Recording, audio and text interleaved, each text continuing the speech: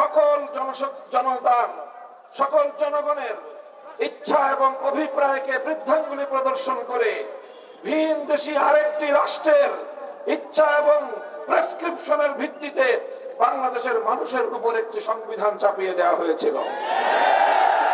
নতুন একটি চেতনা তৈরি করা হয়েছিল, যেই চেতনার নাম হলো ৭২-এর চেতনা। ৭২-এর চেতনার মাধ্যমে বাংলাদেশের ৭১-এর মুক্তিযুদ্ধের চেতনাকে ছিনতাই করা হয়েছিল।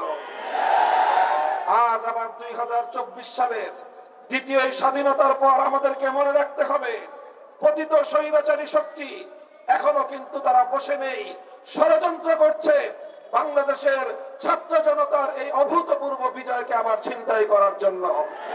পতিত স্বৈরাচারী শেখ হাসিনার দোসররা প্রশাসন সহ বিভিন্ন জায়গায় ঘাপটি মেরে বসে আছে আমাদের কষ্টার্জিত রক্তের বিনিময়ে অর্জিত স্বাধীনতার এই যুদ্ধকে আবার কলুষিত করবার জন্য। সোচ্চার থাকতে হবে। শেখ হাসিনা বিগত ৫০ বছর পর্যন্ত রাজনীতি করেছে প্রতিশোধ গ্রহণের রাজনীতি আর বিভাজন করার রাজনীতি। শেখ হাসিনা বাংলাদেশের মানুষের কাছ থেকে ১৫ই আগস্ট তার পিতার হত্যাকাণ্ডের বিচার প্রতিশোধ গ্রহণ করার ঘোষণা দিয়েই রাজনীতি শুরু করেছিল। কিন্তু তার পিতা ৭১ সাল থেকে ৭৫-এর ১৫ই আগস্ট পর্যন্ত বাংলাদেশের ৩০,০০০ মায়ের কোল খালি করে ৩০,০০০ যুবক সন্তানকে গুম খুন আর হত্যা করেছিল। সে কথা শেখ হাসিনা বেমালুম ভুলে গিয়েছিল।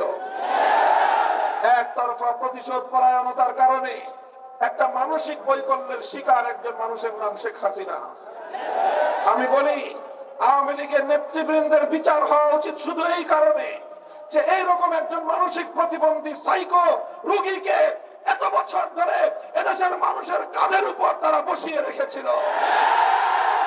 আর এই মানসিক বিকারগ্রস্ত শেখ হাসিনা অব্যাহতভাবে চেষ্টা চালিয়ে গিয়েছে বাংলাদেশকে একটি ব্যর্থ রাষ্ট্রে পরিণত করার জন্য। তার চেষ্টা ছিল, তার সাধনা ছিল বাংলাদেশের প্রধানমন্ত্রী হওয়া নয়, অন্য আরেকটি দেশের তিলকমালী মুখ্যমন্ত্রী হওয়াই ছিল তার সাধনা। সংগ্রামী সাথী ও বন্ধুগণ, তাই আজ আমাদেরকে মনে রাখতে হবে, লক্ষ লক্ষ কোটি টাকা শেখ হাসিনা পাচার করেছে। একজন বিধবা নারীর এত টাকার কোনো দরকার নেই।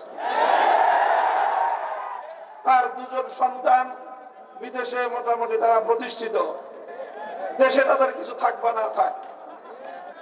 তার একটা বোন আছে, এই বোনকে নিয়ে তিনি পালিয়ে গেলেন। এত লক্ষ কোটি টাকা কেন পাচার করেছেন? নিজেদের শুধু প্রয়োজনে নয়, তার আসল ক্ষোভ হলো বাংলাদেশের মানুষের বিরুদ্ধে।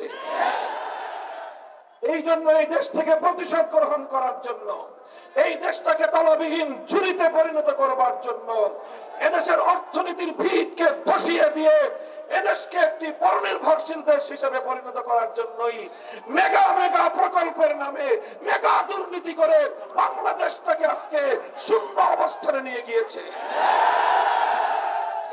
কাজে আমরা পরিষ্কার ভাষায় বলতে চাই, অন্তর্বর্তীকালীন সরকার হাজার হাজার নিরপরাধ মানুষের হত্যাকাণ্ডের দায়ে শেখ হাসিনাকে যে কোনো মূল্যে ধরে এনে বাংলার মাটিতে বিচারের কাঠগড়ায় দাঁড় করাতে হবে।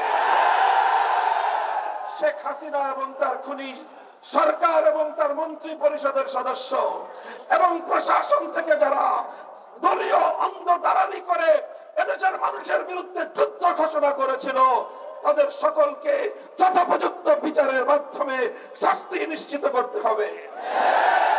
পাচার করা লক্ষ লক্ষ টাকা বাংলাদেশে ফিরিয়ে এনে এদেশের মানুষের কল্যাণে ব্যয় করতে হবে। আওয়ামী লীগের আরেকটা রাজনীতি ছিল রাতের অন্ধকারে সংখ্যালঘু হিন্দু বৌদ্ধদের উপর কালনাগিনী হয়ে ছবল মারা আর দিনের আলোতে ওঝা হয়ে ঝাড়তে আসা। এইভাবে নাটক করে করে বাংলাদেশটাকে সাম্প্রদায়িক সংঘাতের আখড়ায় পরিণত করেছিল শেখ হাসিনা। এখন আর সেই নাটকের কলা কুশীলবরা নাই।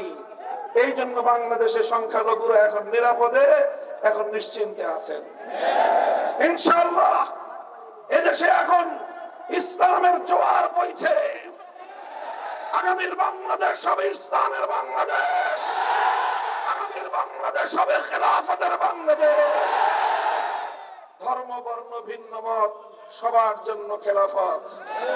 খেলাফতের ব্যবস্থায় হিন্দু সংখ্যালঘুরা, বৌদ্ধ খ্রিস্টান সংখ্যালঘুরা তাদের ধর্ম পালনের সম্পূর্ণ নিরাপত্তা ভোগ করবেন। তাদের ধর্মীয় উপাসনালয়গুলোর নিরাপত্তা নিশ্চিত করা হবে। সংখ্যালঘুদের বাসা বাড়ি এবং তাদের ব্যবসা প্রতিষ্ঠানগুলো নিরাপত্তা নিশ্চিত করতে হবে। এভাবে সকলে মিলেমিশে একটি সুন্দর বাংলাদেশ আমরা তৈরি করব ইনশাআল্লাহ। আর সেজন্য আমাদেরকে সজাগ থাকতে হবে।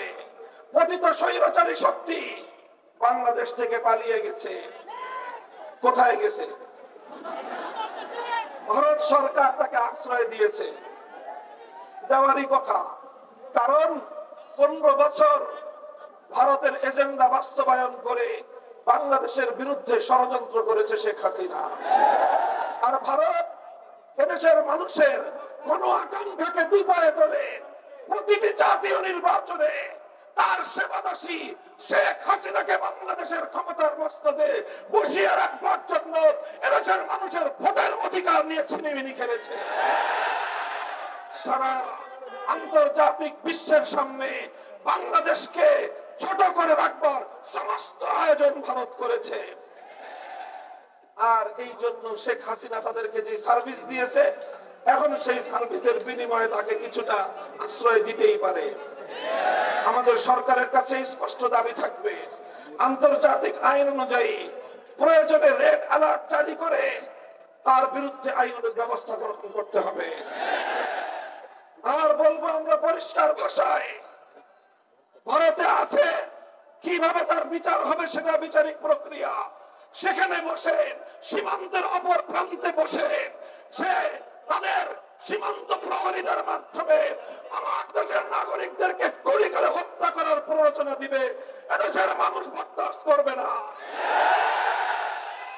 সীমান্তের কাছাকাছি আছে, চট করে ঢুকে পড়বেন বাংলাদেশে। এই বাংলাদেশ সেই বাংলাদেশ নয়। এই বাংলাদেশ মাথা উঁচু করা স্বনির্ভর বাংলাদেশ। এই বাংলাদেশ ছাত্র জনতার বাংলাদেশ। এই বাংলাদেশ আলেম ওলামার বাংলাদেশ। এদেশে আজ বিভাজন নাই।